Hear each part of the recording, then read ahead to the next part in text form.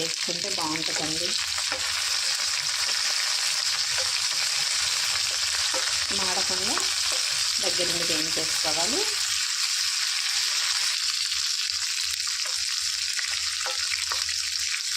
కరివేపాకు వేసుకోవటం వలన మనం మామూలుగా అయితే పోపులు అయితే తీసి పక్కన పెడతారండి. కలిపి నూరేసుకుంటే టేస్ట్ ఉండిద్ది.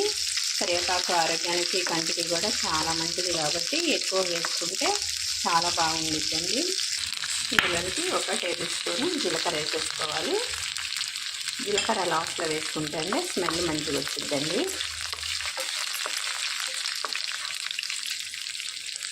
ఇందులోనికి వెల్లుల్లిపాయ కూడా వేసేసుకొని వేయించేసుకోవాలి.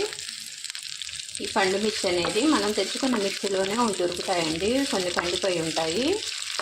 ఆ టేస్ట్ డిఫరెంట్గా ఉండిద్ది. అందుకోసం నేను 4 పండు మిరపకాయలు వేసుకున్నాను.